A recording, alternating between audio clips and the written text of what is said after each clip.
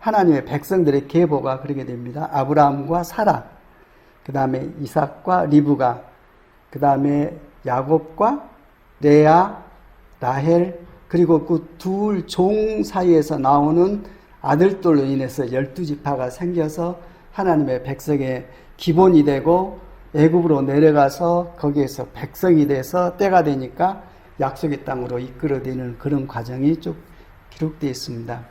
우리가 선입견을 가지고 이런 원리에서 이거니까 내가 이렇다고 알고는 있지만은 그게 전부가 아니라는 것입니다. 하나님의 뜻이 전혀 다른 쪽에서 진행될 수가 있으니까 내 선입견을 갖지 말고 말씀을 알되 말씀이 증거하시는 살아계신 하나님, 정말 살아계신 그 하나님의 음성을 듣고 뜻을 따라 사는 그러한 삶이 몸에 배어질 때에 그때 비로소 뭘 하든지 하나님의 영광과 권능을 드러낼 수가 있습니다.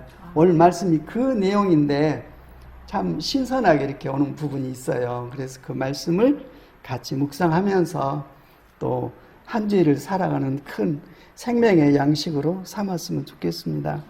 예. 이스라엘 12지파의 아버지가 야곱이죠. 야곱이란 뜻이 참 고약한 뜻입니다. 욕심으로 꽉 차 있어요.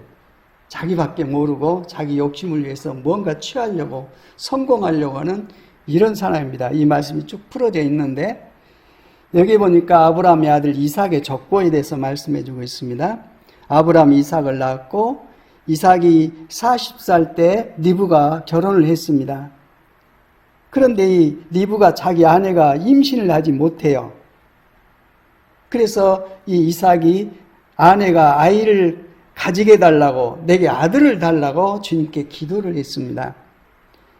그러자 주님께서 이삭의 기도를 들어주시고 그의 아내가 임신을 하게 됐습니다. 예. 어떤 문제가 봉착했을 때 정말 필요한 것은 기도입니다. 예, 기도. 이 이삭의 믿음에 대한 이 아름다운 모습이 나와 있고 믿는다는 것은 하나님 뜻을 순종한다는 거죠.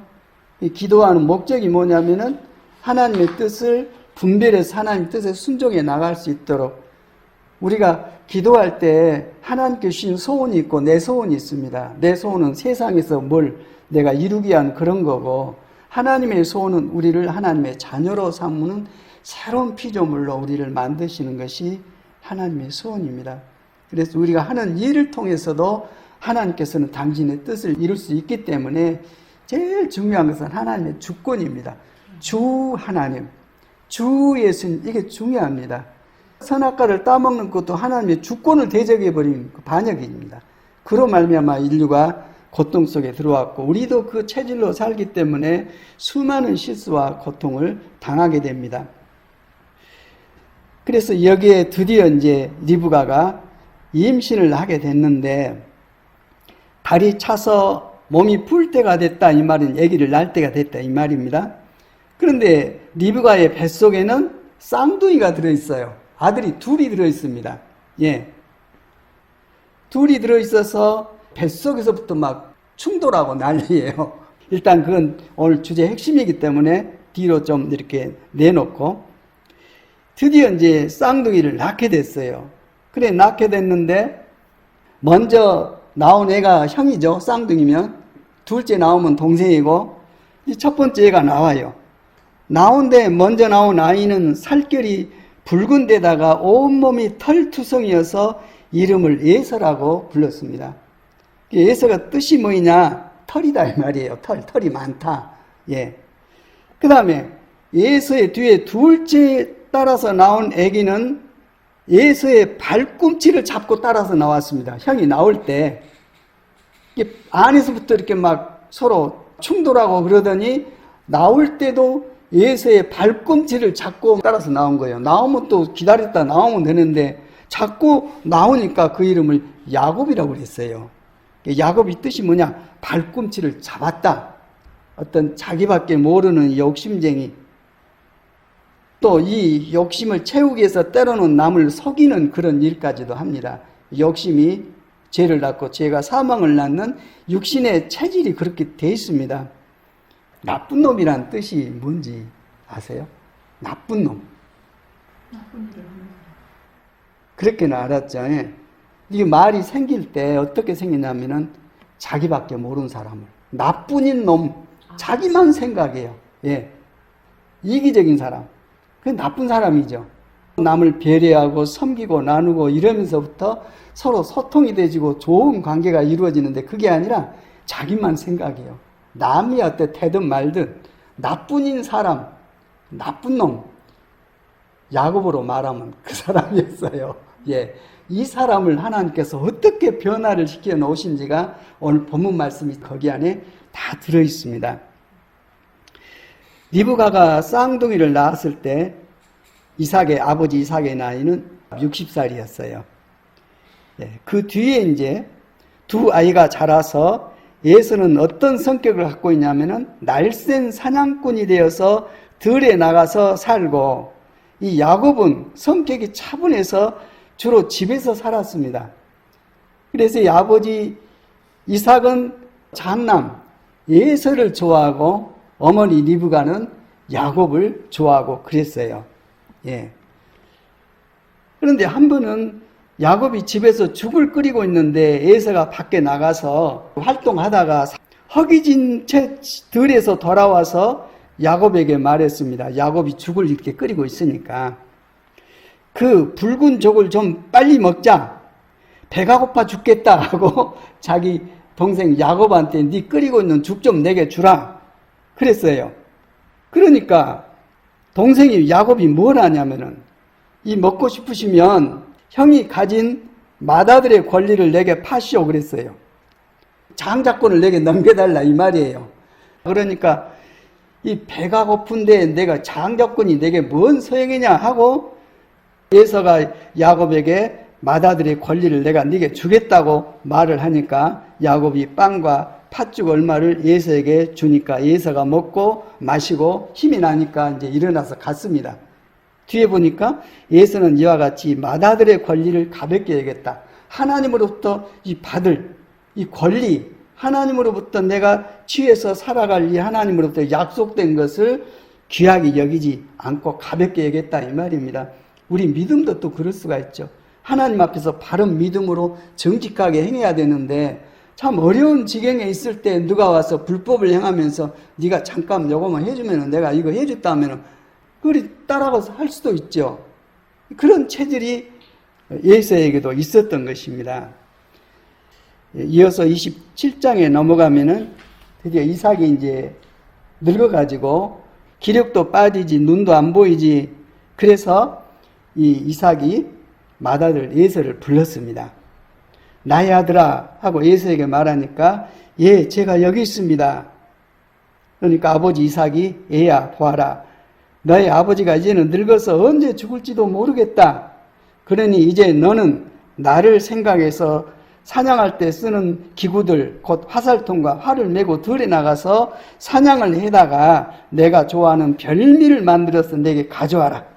그러면 내가 그것을 즐겁게 먹고 죽기 전에 너에게 마음껏 축복하겠다. 아버지가 축복해주면 그 축복이 그대로 내려갑니다. 자식에게.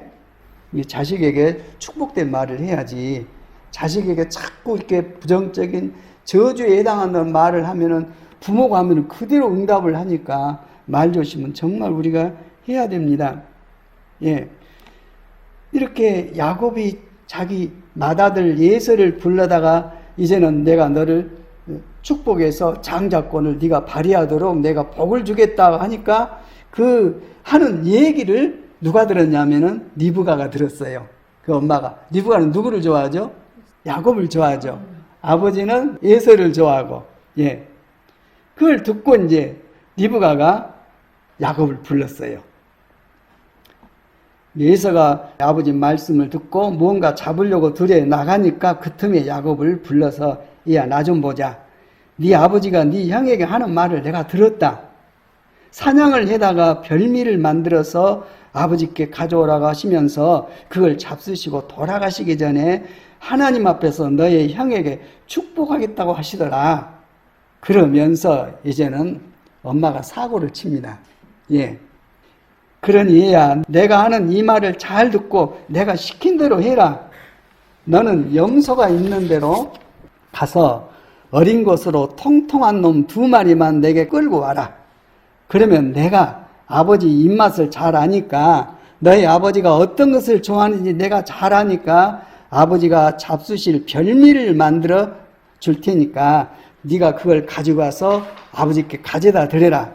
그러면 네 아버지가 그것을 잡수시고서 돌아가시기 전에 너에게 축복해 주실 것이다 하고, 에서가 받아야 할 축복을 야곱이 취할 수 있도록 야곱에게 그런 얘기를 해서, 이렇게 해서 그렇게 복을 네가 받아라 하고 아들에게 얘기를 한 겁니다.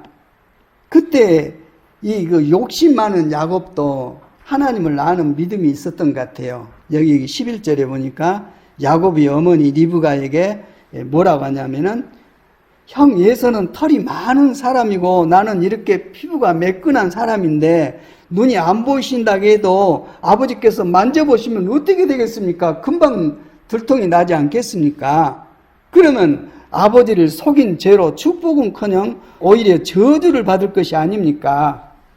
하고 두려워서 엄마한테 그런 얘기를 하는 거예요. 야곱은 받을 마음이 있어요, 없어요? 있지요. 팥죽 주면서 장자권 내게 줘라, 맹세해라, 그러면 주겠다 해서 그걸 먹고 이제 에서는 배부르다고 가버렸거든요.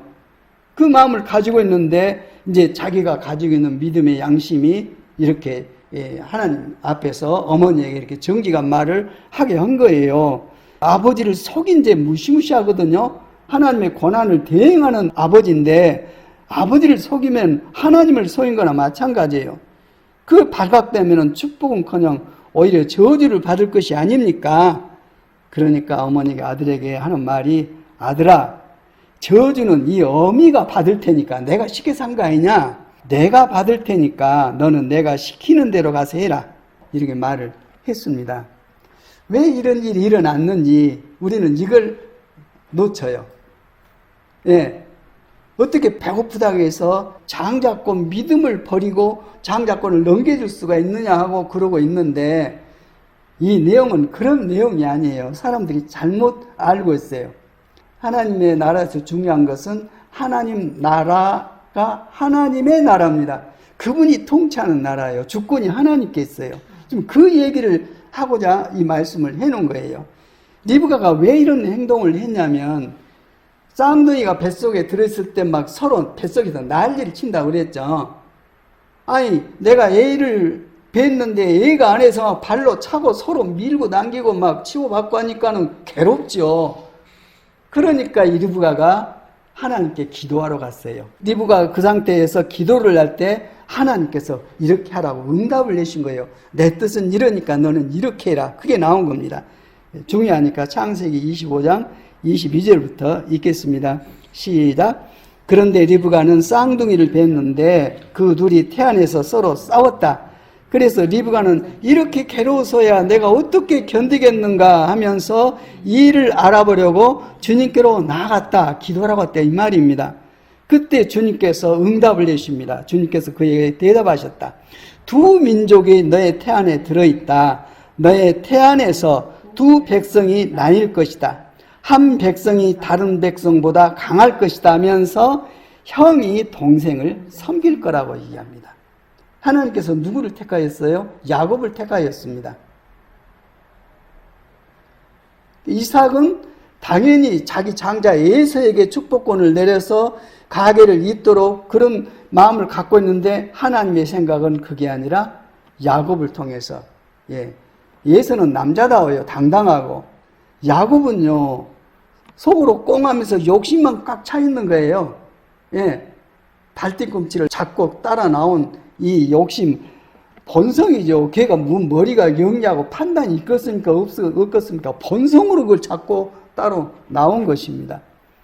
이 모든 사건이 우연히 된 게 아니라 하나님께서 세운 계획들이 지금 현상으로 나타나고 있는 것입니다.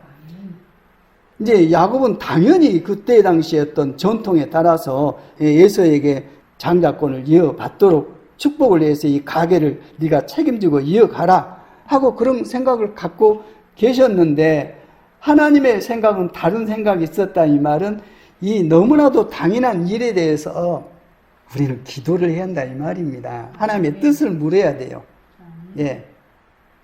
쉬지 말고 기도하라 이 말이 그 말씀입니다. 우리의 계획보다 하나님의 계획은 완전하셔서 우리가 땅에 있는 것 같이 하나님의 계획은 하늘에 계시기 때문에 완전하셔서 모든 일을 완벽하게 이끌고 가고 계시는데 아담이 범죄한 것이 하나님의 주권이 되져간 거예요. 이걸 회복하는 것이 믿음의 삶입니다. 하나님의 주권을 인정하고 나가면 하나님께서 그 주권으로 다스리기 때문에 만사 형통입니다. 하나님을 대적할 피조물은 아무도 없습니다. 그게 복된 길인데 우리 체질은 그러지를 못하고 있다 이 말입니다. 그걸 지금 바꾸고 있는 하나님의 일하심이 나타난 겁니다. 하나님의 백성들, 이스라엘 백성의 그 조상들로부터 이런 하나님의 주권이 흘러가도록 믿음의 조상 아브라함을 통해서 이걸 다시 체계적으로 정리해 가고 계시는 것입니다. 예. 이 문제에 대해서 로마서에서 해석을 해주고 있어요. 그러니까 구약에 일어난 사건에 대해서 이 신약, 새로운 믿음의 시대에 그 말씀을 해석해서 이 말씀이 이렇다. 그래서 지금 하고 있는 이 복음이 옛날에 언약한 말씀이 오늘 그대로 이루어져서 하나님의 약속대로 돼가고 있는 것이다. 그러니까 하나님을 믿고 그분께 순종해라. 그분의 뜻이 모든 것을 해결해 준다고 말씀을 해주고 있어요. 로마서 9장 10절 거기 한번 읽어봅시다. 어떻게 해석을 해주고 있는지 시작. 리브가도 우리 조상 이삭 한 사람에게서 쌍둥이를 아들을 수태했는데 그들이 태어나기도 전에 무슨 선이나 악을 행하기도 전에 택하심이라는 원리를 따라서 세우신 하나님의 계획이 살아있게 하시려고 또 이러한 일이 사람의 행위에 근거하는 것이 아니라 부르신 분께 달려있음을 나타내시려고 하나님께서 리브가에게 말씀하시기를 형님, 동생을 섬길 것이다 하고 말씀하셨다. 이렇게 말씀해주고 있어요. 이 사람이 선하고 착하고 그로 말미암아 이 사람은 구원하고 저 사람은 버리고 그런 게 아니라 구원은 전적으로 하나님의 주권이고 하나님의 은혜라는 것입니다. 이로 우리가 구원을 받은 사람들, 이 하나님의 말씀으로 구원받은 사람들은 남을 비판 못해요. 남을 판단하고 정죄하고 하지를 않습니다. 의인은 없나니 한 사람도 없어요. 그런데도 우리는 나는 너보다 낫다 해서 그 사람 판단하고 정죄하고 무시하는데 하나님께서 보실 때는 하나님의 주권을 대적하고 있는 것입니다. 우리가 해야 할 일은 섬기고 사랑해서 그 사람 살려내는 것입니다. 일생 동안. 그것이 하나님의 뜻입니다. 예. 그 뒤에 이제 수많은 사건이 일어나는데 예서가 나중에 그걸 알고는 죽이려고 그러니까 엄마가 자기 친정으로 보내서 거기에서 형이 마음을 깔아앉힐 때까지 있어라고 보냈는데 거기서 자기 12아들을 낳아가지고 올 때까지 거기서 완전히 그냥 보낸 거예요. 거기 있으면서도 그냥 순수하게 한 게 아니라 막 머리를 굴리고 하는데 거기 가서 계속 속아요. 나중에 거기에서 하나님께서 애정한 모든 준비가 될 때 다시 이제 집으로 오게 되는데 오게 되면서 예서가 자기 형이 죽이려고 무장해가지고 때로 지금 몰려온다 그럴 때 어떻게 했어요? 야복강가에서 기도를 하면서 기도했다는 건 씨름했던 거예요. 씨름할 때 천사가 나와가지고 야곱이 내게 축복하지 않으면 절대 나는 놓지 않겠습니다. 그러니까 내 이름이 뭐냐? 야곱이라고 했어요. 이제는 야곱이라 하지 말고 이스라엘이라 해라 하면서 야곱의 환도뼈를 그냥 쳐버리니까 완전히 사람이 그냥 이 몸이 그 불구가 돼가지고 몸을 질질 끌고 이렇게 가는데 그동안에 또 머리 써가지고 형을 만나면 형이 자기를 죽일 것 같으니까 막 애물을 먼저 보내고 해서 마음 좀 가라앉혀갖고 나를 좀 받아주는 시라고 했는데 나중에 예수하고 만날 때는 야곱이 완전히 그냥 병신이 돼가지고 땅을 지렁이처럼 끌고 가니까 그 순간에 불쌍하게 생각해가지고 내 동생하고 끌어안고 화해하고 그런 일이 일어납니다. 예. 이 모든 일들을 본인은 어떤지 모르고 최선을 다하면서 고통을 받는데 하나님은 선하신 손길로 하나님의 그 목적을 위해서 계속 우리를 사용하신다는 것입니다. 아멘. 예. 이게 얼마나 우리에게 복이 된지 모르겠어요. 이 말씀을 모른다면은 지금 당하고 있는 일에 대해서 우리는 감당을 못 합니다. 그냥. 그래 가지고 이렇게 회복된 야곱이 아버지의 하셨던 약속의 땅으로 와가지고 나중에 12 아들을 키우는데 누구를 제일 사랑했어요? 요셉. 그래서 그 요셉을 계속 사랑하니까 형들이 시기해 가지고 노예로 팔아버렸죠, 애굽으로. 근데 요셉은 형들에게 형님들이 그런 게 아니라 하나님께서 나를 보내셔서 그 가뭄이 들어가지고 가족들이 죽는 그 상황에서 자기가 그 자리에 없으면은 하나님의 백성 거기서 끝나버려요. 하나님께서 쭉 한 일에 대해서 하나님의 시각으로 모든 걸 보고 있었던 것입니다. 예. 나중에 아버지가 떠난 다음에 그 11 형제들이 두려워서 막 아버지가 생전에 이렇게 하라겠다, 이렇게 하라겠다. 그러니까 형님들 그런 소리 하지 마셔. 이거 하나님께서 하신 일이고 나는 하나님의 뜻에 따라서 내 형제들을 보존하고 하나님의 백성들을 하나님께서 만들어 가시는데 내가 그 일에 헌신하겠다고 그런 말씀을 하죠. 그런데 참 놀라운 것은 뭐냐면은 야곱이 어떻게 변했는지. 예. 요셉이 애굽 총리가 돼서 총리가 자기 아들이란 걸 알고 이제 오잖아요. 그 애굽이 그 당시에 최강국이었습니다. 그 왕 하면은 그 앞에서 고개도 못 들고 그런 상황일 거예요. 그런데 야곱이 요셉과 함께 그 왕한테 나가면서 뭐라 하냐면 축복을 해요. 축복을 누구에게 합니까? 높은 사람이 밑에 하잖아요. 그 내용이 거기 들어있어요. 봐보세요. 창세기 47장 7절. 이 얘기는 하나님께서 우리를 어떻게 회복해서 당신을 표현하는 하나님의 자녀로 백성으로 살게 하실 것인가에 대한 약속의 말씀이 이 말씀입니다. 창세기 47장 7절 보겠습니다. 그러면서 거기 안에 야곱이 고백한 내용 보면은 우리하고 똑같아요. 예, 창세기 47장 7절부터 읽겠습니다. 시작. 요셉은 자기 아버지 야곱을 모시고 와서 바로를 만나게 하였다. 바로는 애굽 왕의 통칭입니다. 왕이란 뜻입니다. 야곱이 바로를 축복하고 나니 바로가 야곱에게 말하였다. 어른께서는 연세가 어떻게 되시오? 그러니까 야곱이 바로에게 대답하였다.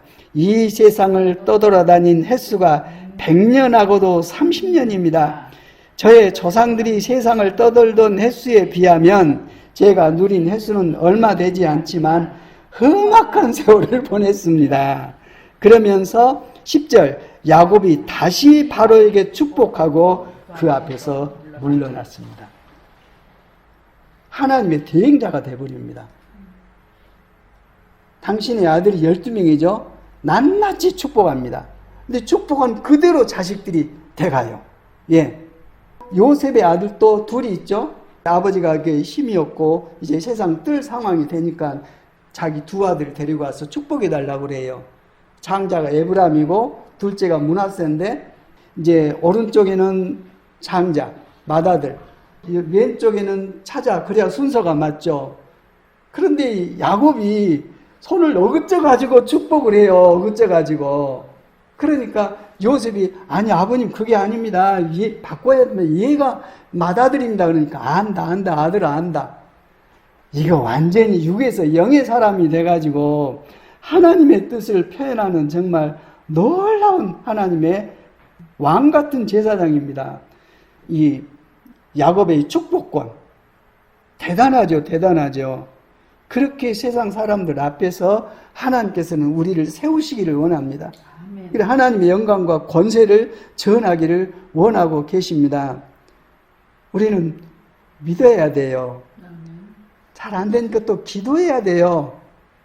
구약에 보면요, 백성들이 계속 다녀가고 하나님 마음 괴롭히고 우상 섬기고 하나님의 영광을 드러낸 대신에 하나님의 이름에 모독을 하고 얼마나 괴로우셨겠어요. 근데 그걸 알면서도 하나님께서는 내가 내 백성이 돌아오도록 종일 팔을 벌리고 기다리고 있었다. 또 내 백성의 문제와 어려움과 그런 상황들을 내가 보고 내가 이걸 응답해서 그 문제를 풀어주려고 준비를 다 해놓고 기다리고 있는데 한 사람도 안 온다 이 말이에요. 그 말씀을 통해서 야 내가 정말 내 상황을 하나님께 기도하지 못하고 내 스스로 풀려고 하고 또 어떻게 되겠지 이런 생각으로 하나님 뜻에 불순종하고 하나님의 통치를 받지 않으면 그 반역하는 거거든요. 그런 체질로 살아왔으니 이제는 정말 이 말씀의 인도하심 따라 하나님께서 이걸 원하시는구나. 믿음이 뭐냐? 하나님의 통치를 받는 건데 이 말씀과 이 말씀에 대한 성령님의 감동 속에서 내가 저절로 하게 될 때 하나님께서 나를 통해서 내 이 안 좋은 상황 막 이 헝클어지고 낮아지고 깨지고 으뜨으뜨 수수할지 모르는 이 상황을 하나님께서 질서대로 정렬을 딱 시켜가지고 하나님의 영광과 나라를 드러내시면서 내가 다스린다. 내가 만들어놓은 내 영광은 이렇다고 우리에게 보여주십니다. 문제 없는 우리 없죠. 정말. 예. 그런데 이걸 내가 감당하려고 몸부림하냐 아니면 하나님께 맡겨드리고 순종하냐.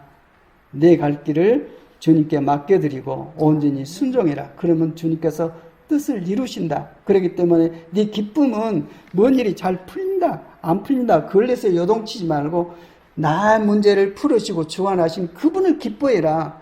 상황은 안 좋아요. 그러나 그분을 기뻐해라. 범사에 감사해라. 항상 기뻐해라. 이 하나님의 자녀를 하나님께서 모른 채 하시겠습니까? 말하기 전에 응답하신다고 그럽니다. 아멘. 예. 하나님께서 나를 통해 하시면서 기뻐하세요. 아멘. 내가 뭐 해서 해야 되겠다? 안 돼요. 내가 심지 않은 나무는 다 뽑아버리겠다고 그러십니다. 그러니 하나님의 뜻에 하나님의 능력에 일하심에 맡겨드려서 하나님께서 나를 통해서 행하는 그 영광을 누리고 사는 사람이야말로 엄청난 사람이죠. 다 가진 사람이에요. 예수님께서 아버지께서는 다 내 것이다. 믿음만 있으면 예수님께서는 다 내 것이에요. 나를 믿는 자는 나와 같이 산다. 나보다도 큰 일도 한다고 주님께서 말씀해주고 있습니다. 그래서 골로새서 1장 10절에 보면 여러분이 이러한 믿음, 이런 믿음 주님께 합당하게 살아감으로써 모든 일에서 그분을 기쁘게 해드리고 모든 선한 일에서 열매를 맺고 하나님을 점점 더 알고 하나님의 영광의 권능에서 오는 모든 능력으로 강하게 되어서 기쁨으로 끝까지 참고 견디기를 바랍니다. 하나님께서 이루십니다. 그분 전능하십니다. 이런 믿음을 우리에게 권면해주고 있습니다. 맨 아래 말씀 디모데후서 4장 말씀은 사도 바울이 하나님의 주신 사명 다 감당하고 이제 내가 떠날 때가 됐다 하고 하나님께서 이 성령으로 말씀하신 것을 깨닫고 마지막으로 고백하는 그 내용 본문의 하나입니다. 예. 디모데후서 4장 6절 얼마나 아름다운 말씀인지 얼마나 아름다운 신앙을 하나님 앞에서 가졌던 분인지 알 수가 있습니다. 디모데후서 4장 6절부터 시작. 나는 이미 부어드리는 제물로 피를 흘릴 때가 되었고 세상을 떠날 때가 되었습니다. 나는 선한 싸움을 다 싸우고 달려갈 길을 마치고 믿음을 지켰습니다. 이제는 나를 위하여 의의 멸관이 마련되어 있으므로 의로운 재판장이신 예수 그리스도께서 그날에 그것을 나에게 주실 것이며 나에게만이 아니라 주님께서 나타나시기를 사모하는 모든 사람에게도 주실 것입니다. 오직 믿음으로 산 사람들, 오직 성령님 하나님의 생명으로 산 사람들, 하나님의 일하신 역사를 성령을 통해서 깨닫고 나를 통해서 하시고자 하는 일들을 내가 순종해서 하나님의 영광을 드러내는 이런 아름다운 삶을 사도 바울은 일생을 사시고 이렇게 문서로 기록해서 가르치시는 말씀을 우리는 배우고 있습니다. 거기에서 나는 선한 싸움을 다 싸우고, 선한 싸움, 악한 싸움이 아니라 살리는 싸움입니다. 내가 희생해서 생명을 살리는 이 선한 싸움. 이 바울을 죽이려고 얼마나 많은 이 협박을 하고 실제적으로 죽음에 내 던져진 사람이에요.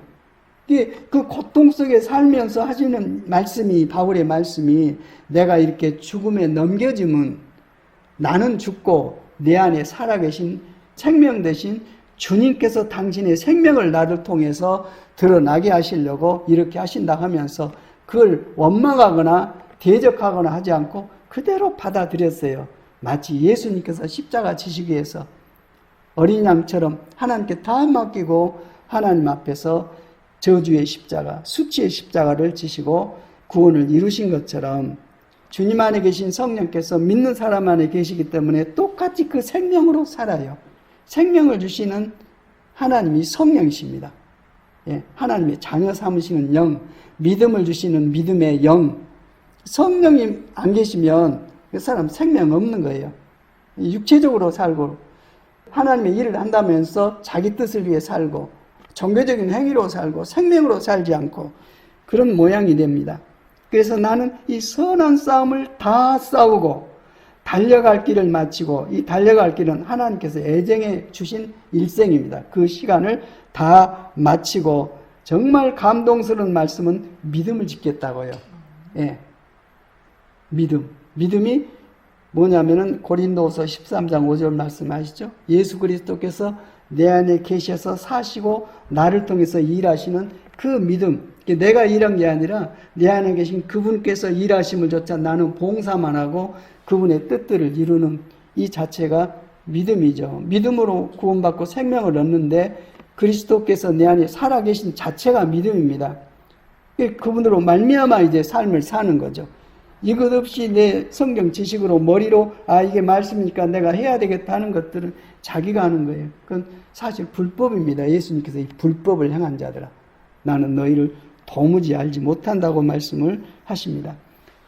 우리가 이제 달려갈 길 다 마치면 의로우신 재판장이신 마지막 심판은 예수 그리스도께서 하십니다.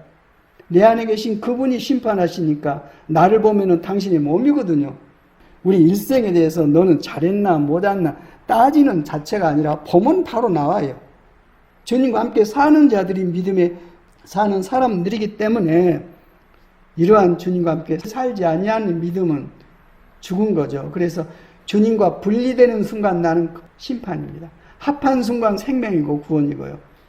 주님과 함께 살아가는 그 삶 자체가 구원이고 천국이고 하나님의 영광과 권세가 드러나지는 하나님의 일하심의 길들입니다.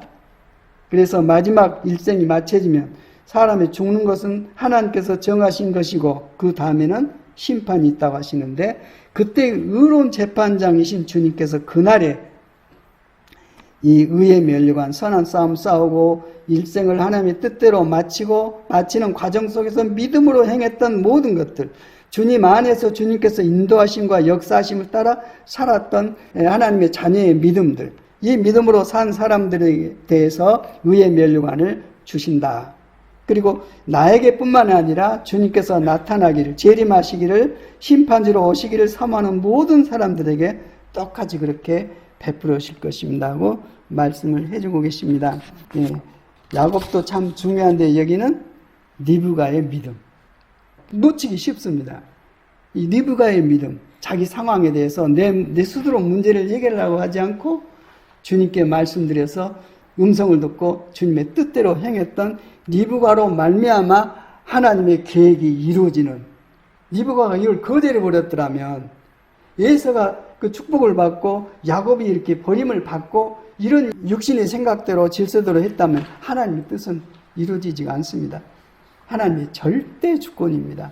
내가 당면한 이 상황을 풀 수 있는 분은 절대 주권자, 전능자 예수 그리스도 주님께서 이 문제를 풀어주십니다. 어떻게 풀 수 있습니까? 믿으면 정말 중요합니다. 믿음을 지켰으니 믿으면 풀립니다. 이 믿음을 우리가 온전히 유지하기 위해서 노력을 해야 되는데 믿음도 결국 믿음의 영이 성령이시기 때문에 성령으로 말미암아 이루어지고 그래서 믿음이 그렇게 중요합니다. 성경에도 하나님 말씀을 믿음의 말씀 이렇게 나옵니다. 믿어야 그대로 됩니다. 하나님께서 일하시는 길은 믿음입니다. 믿음을 통해서 우리의 모든 문제가 말씀대로 응답되어서 해결되고 자유롭게 되고 하나님의 부요하심으로 얽매지 아니하고 빛 가운데에서 하나님의 영광을 마음껏 찬양하고 선포하고 기뻐하며 자유하며 베풀며 섬기며 나누며 살리며 이런 하나님 나라 백성의 영광스러운 삶을 우리가 살아야 할 것입니다. 아버지 하나님, 믿음의 말씀을 주셔서 감사합니다. 하나님의 일하심은 사람의 선입견으로 일한 게 아니고 하나님의 영원하신 뜻을 따라 이루어지고 또 그 일들이 믿음의 사람들을 통해서 이루어진 것을 믿습니다. 은혜를 베풀어 주셔서 이 믿음을 우리에게 기름 부어 주시고 하나님의 언약 말씀이 우리를 통해서 이루어짐으로 우리의 모든 문제들이 하나님의 뜻 가운데 다 풍성히 이루어져서 하나님으로 말미암아 살아계신 영광을, 살아계신 하나님을 모든 사람에게 증거하고 가르치고 선포하는 그러한 생명의 삶을 살 수 있도록 은혜를 내 주시옵소서. 말씀을 주신 하나님께 감사드리며 예수 그리스도 이름으로 기도드립니다.